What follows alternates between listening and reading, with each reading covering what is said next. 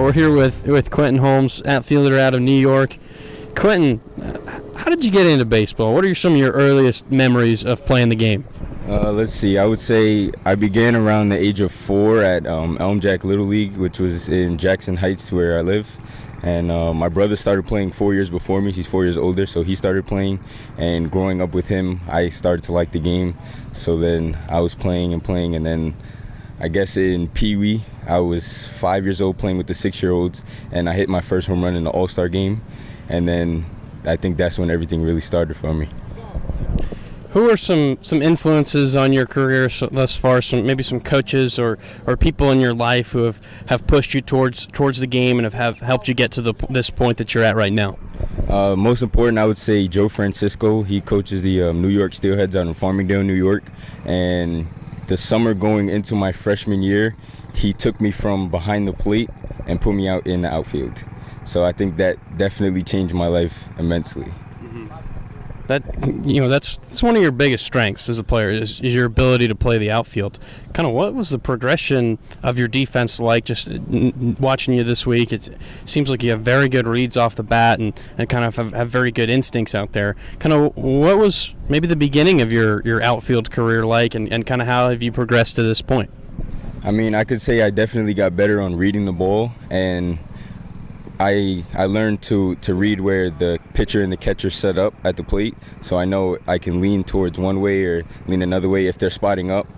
And I can tell by the batters and how late they're swinging. If they're early, then I can lean towards that way. And most of the time the pitcher and the catchers help me out, and then my eyes, I just have to focus in on with the spin on the ball sometimes and just guess where it's going.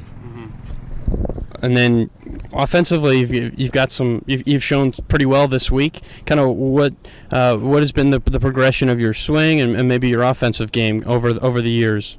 I can say my swing definitely got a lot faster, a lot quicker, more short to the ball, and I stayed through the zone a little bit longer than I used to. I've been working with Yeoman Wilder in Harlem, New York, and he definitely taught me that it's important to stay short to the ball and be very quick to it. Being a Northeast guy, especially a New York City guy, kind of what does it mean to you to be out here in a field of guys who's mostly Florida, Texas, California, to kind of represent your state a little bit? It definitely feels good being able to play well and represent my state. And standing out and among these guys and playing with the best in the country while I'm one of the ones from New York that are here, it's definitely a great experience for me. You're committed to Mississippi State. Kind of what went into that process? Obviously, they've got a strong program. Kind of what was their initial dialogue with you like, and when did you ultimately make that decision?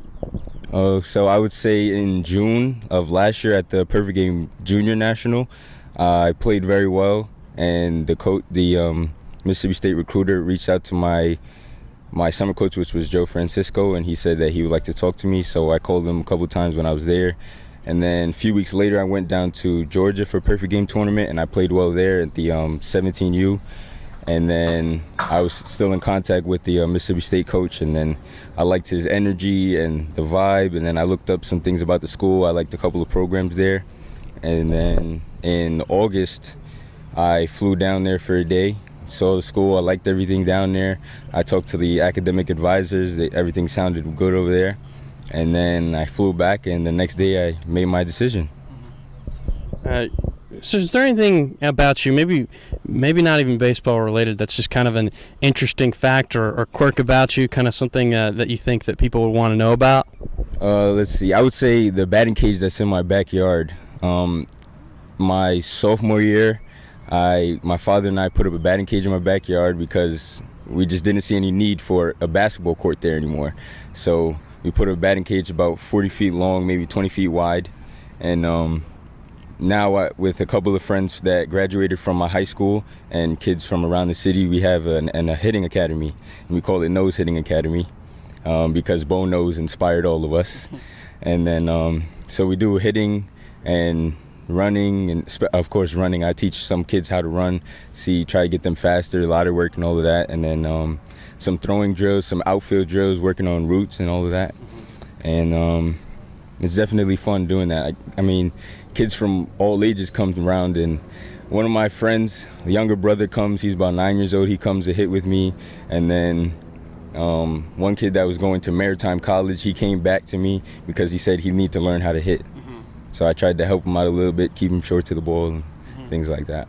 Do you kind of embrace that role as like a little bit of a leader in your local community there? Yes, definitely. I've been captain on the varsity baseball team for 2 years, and which is my sophomore year I began, and there were two guys, Jorge Mercado and Anthony Finelli. They really showed me the way how to do the right things because they were the valedictorian of their years, and I mean, they did everything correctly, and they played well on the field too. So on and off the field, I learned how to be a great person. Well, that's all we got for you. Thanks, Quentin. Thanks a lot. Appreciate it.